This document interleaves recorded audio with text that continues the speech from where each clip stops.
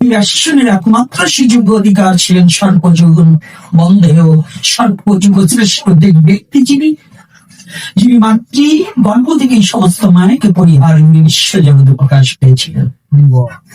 পাঠক যতবার চেঞ্জ হবে ততবার এই দুজনকে স্মরণ করতে হবে। একক পাঠক যদি থাকে তাহলে উনি ওই প্রথম দিনই ওনাকে বন্দনা করলে চলে যাবে, কিন্তু দুজনকে স্মরণ না করে আমি যেতে পারবো না। এই ব্যক্তিকে সর্বজন বন্ধেয় দেবতা পর্যন্ত যা চরণ বন্দনা করেছে, পিতা পর্যন্ত পুত্রকে সম্বর্ধনা জানিয়েছে। এই যে আমাদের আজকে যারা এসেছি ছোট বয়সে করে স্বাধীন পাকা চুল হলে পরে ওই পরশালীকে প্রণাম করেন, কি করতে চাই?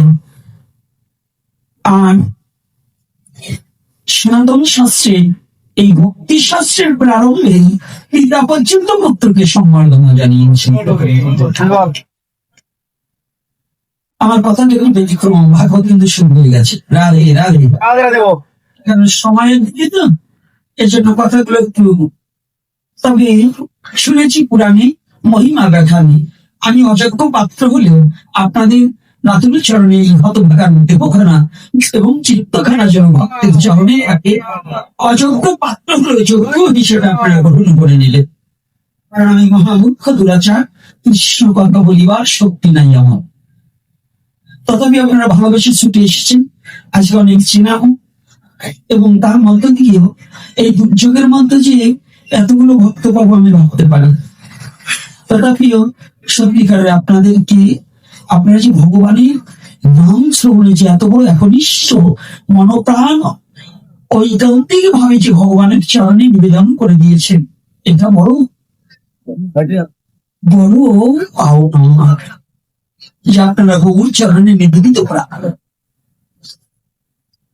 দর্শন হলো ভাগবত হচ্ছে দর্শন, সনাতন শাস্ত্রটাই দর্শন, সনাতন ধর্মটাই দর্শন।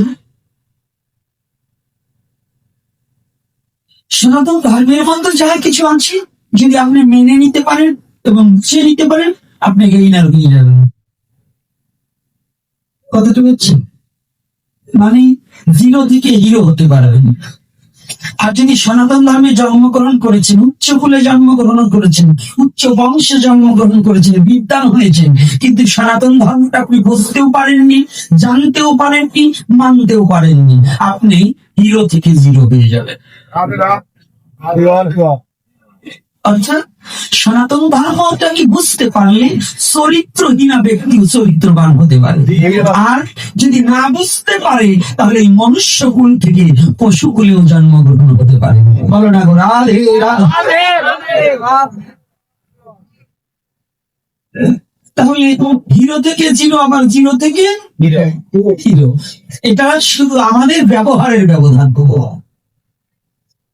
আজকে কান্নাকাটি বন্ধ, এই 3 দিন হয়তো কান্নাকাটি ভালো হয়েছে, আমি আজকে কান্নাকাটি পারবো না।